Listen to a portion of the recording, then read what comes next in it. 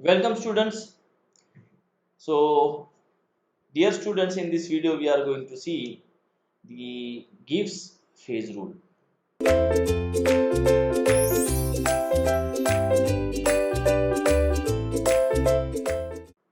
or we are going to understand about this Gibbs phase rule. So dear students, suppose if I am having this chemical potential of element A in alpha phase is equal to chemical potential of element A in beta phase, or again if I am in the third phase, that is chemical potential of A in gamma phase, where mu is what chemical potential and A is our element. Like then we can also able to have this chemical potential of element B in alpha phase is equal to chemical potential of element B in beta phase and chemical potential of element B in gamma phase. Okay, so when the system, or if I say these two chemical potentials are same, this equilibrium concept of the two components is going to give us the phase rule. So that is what actually the phase rule is. So what are the degrees of freedom? So what are the degrees of freedom available available for any system, for any system at given pressure and temperature. Pressure and temperature, of course, these are what? The variables. Dear students, please remember these are two other variables. So now, dear students, see,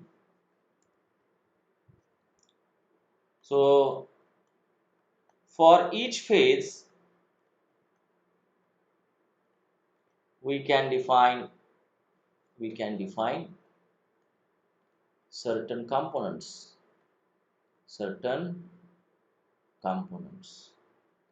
isn't it? So tell me, what are the total number of variables? The total number of variables will be how much? कितने होंगे? So for every phases we have defined the component. So there will be the number of variables, how much? This number of phases into number of components. In addition to that, we are having the pressure and temperature. These are the two variables, isn't it? So these are how much? So total number of variables कितने हो गए system में? So P into C plus 2, isn't it? So ये दो किसके लिए है? For pressure and temperature. But dear students, when we are talking about the phase, we need not to talk about all the components, isn't it? So why it is so? For example, suppose if I take the binary system, okay, or I take the binary component system. So in this system, if any one of the component is known to me, so we can able to determine the another component. How? Suppose the another component or the other component I can easily find out by subtracting the unknown component or known component from 1 or from 100, you get in the percent. So this is about the binary system. So please understand that to define the number of components, or to find out the percentage of that component, we need not to go for each and every component in as far as the binary system. Once you know the percentage or the value for one component, the another or unknown component can be very easily determined. How? Directly subtracting from 100 or 1. So that is why I will write this once again, that is the total number of variables, the total number of variables will be how much now? This P into C minus 1 component plus sorry, component minus 1, that is C minus 1 component plus 2. So these are my total number of variables. So this is equation number 1. So dear students, now what will be the fixed number of component? The fixed number of component. Now the total number of variables are over. Then the fixed number of variables. Okay. So total number of variables were how much? P into C minus 1 plus 2. Now what will be fixed number of variables? So of course it will be C into P. These are the fixed number of variables. But now as we are understanding, for binary, one is known, other is no need to find out. So it will be C into now P minus 1, because we have defined here for the components as C minus 1. Now for the phases, it will be C into P minus 1. That will be the fixed number of variables, isn't it? So this is equation number, say, 2. Now automatically what we are interested in here, we are going to find out the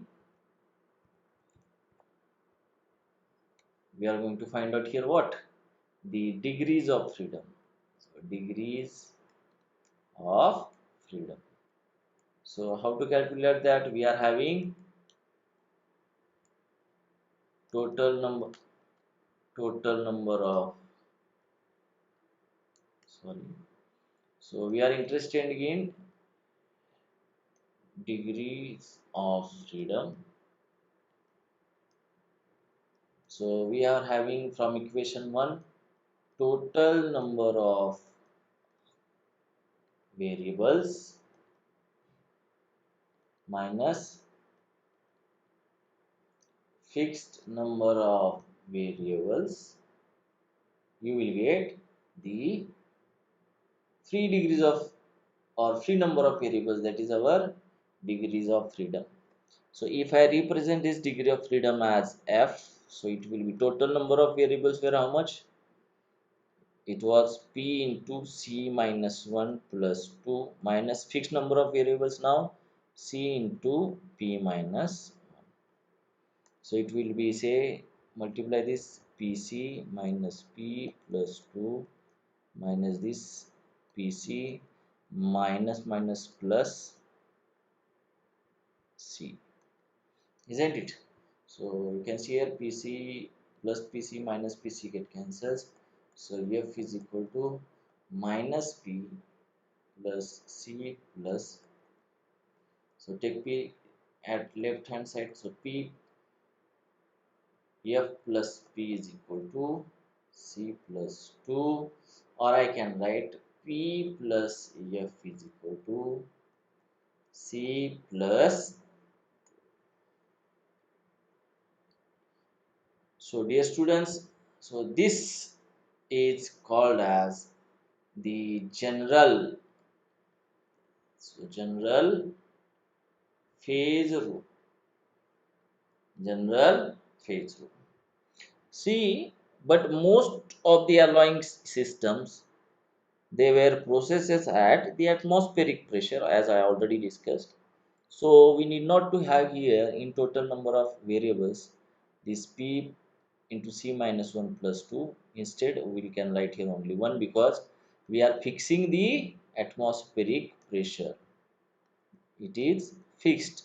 So only the, out of two variables, now I can take only one, that is the temperature. Pressure is already fixed, because most of these alloying system processes at atmospheric pressure.